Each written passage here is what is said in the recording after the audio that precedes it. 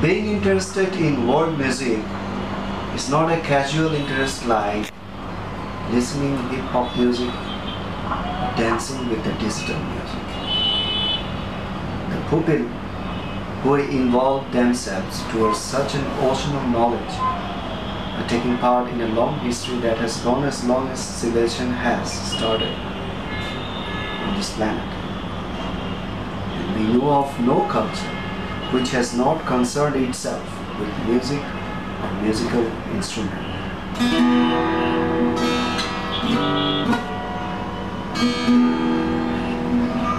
But the musical heritage of the world is so vast that nobody cannot able to encounter with all kinds of musical heritage such as African, Arabian, Japanese, Chinese in a lifetime.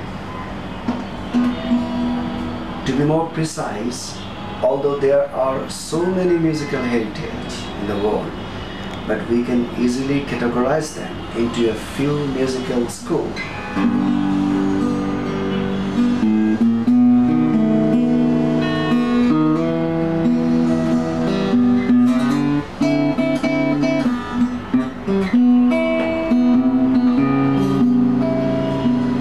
If we look back through the past, we will find that it was easier for Mozart to do music in some extent if we compare with us, because before him there were only Bach, Handel, or hardly a few more composers could be found in the Western musical arena at that time.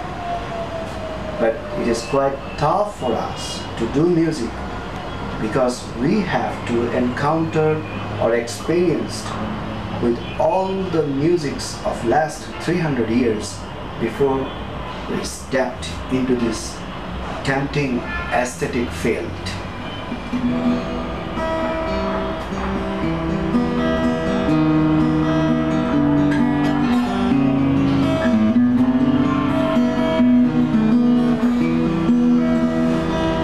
That's why the best way of approaching world music is to pursue European school and Oriental school, the most powerful schools in the living world. European classical music is known as the most important musical heritage, had already been transcended itself into ragtime, jazz, etc.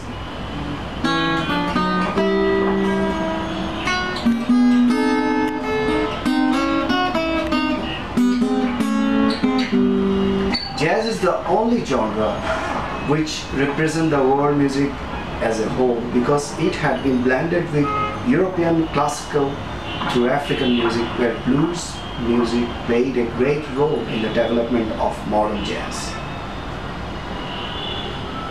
Nowadays, the jazz is almost absorbing Indian music too, but it could be quite difficult to absorb such a huge musical heritage like Indian music. But yet, I'm quite optimistic to say that jazz is the only offspring of the world music.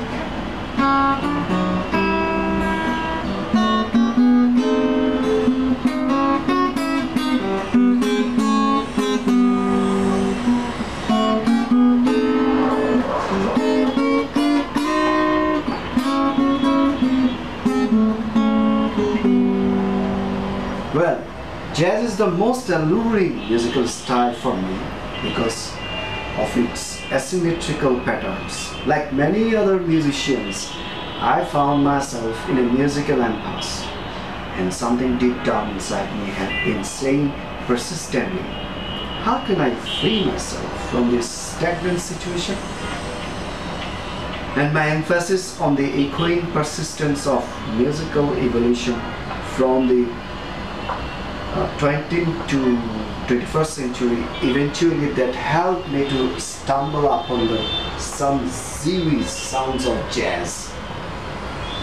The sounds of Bill Evans, Keith Jarrett fascinated me again and again. Subsequently, my newfound interest dragged me into the world of Louis Armstrong.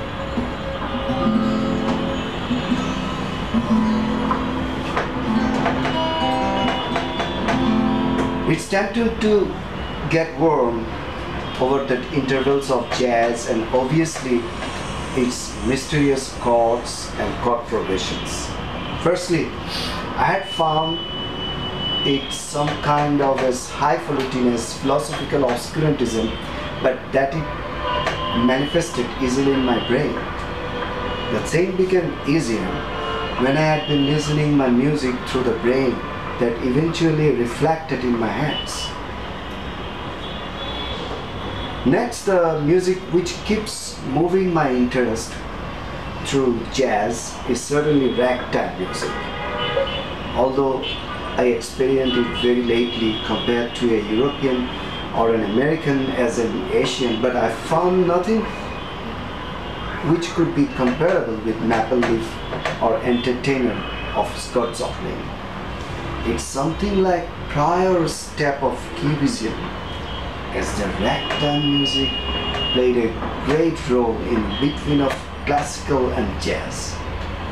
At one stage, I had started to believe that jazz is for black people only. But the fallacy wiped up completely right before when I experienced it as the common musical literature of every culture.